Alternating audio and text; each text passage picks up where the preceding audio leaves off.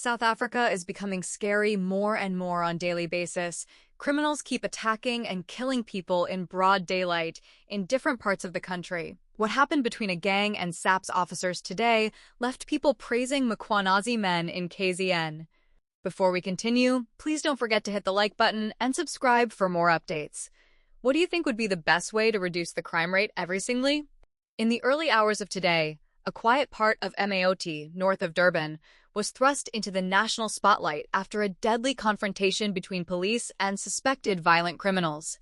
Two men believed to be responsible for multiple murders were killed during a gun battle with law enforcement officers, an incident that once again highlights the dangerous terrain on which South Africa's fight against violent crime is being waged. At face value, the incident appears to be a routine police operation that escalated. However, the circumstances surrounding it point to a broader and more complex reality. The suspects were being actively sought by the South African Police Service's Inanda Task Team for murders and other serious crimes, some allegedly committed as recently as this week. This detail places urgency at the center of the operation and suggests that police believed the suspects posed an immediate and ongoing threat. According to confirmed information, members of the task team traced the suspects to a hideout in Amaoti following intelligence-driven investigations. When officers moved in, a confrontation ensued, quickly escalating into a shootout. During the exchange of gunfire, both suspects were fatally wounded. 2 firearms were recovered at the scene, and there were no reports of injuries to police officers or members of the public. The involvement of the Inanda Task Team is significant. Such units are typically deployed in high-risk situations involving repeat offenders, organized criminal elements, or suspects linked to serious violent crimes. Their work is often based on intelligence gathering and rapid intervention, where the margin for error is extremely narrow. Encounters of this nature carry an inherent risk of lethal force, particularly when suspects are armed and unwilling to surrender. The immediate impact of the operation is clear. 2 individuals suspected of involvement in multiple murders are no longer at large, and 2 illegal firearms have been removed from circulation. For communities affected by violent crime, this may bring a temporary sense of relief. Each weapon recovered potentially represents crimes prevented and lives spared, even if only in the short term. At the same time, the incident underscores the increasingly dangerous conditions under which police operate.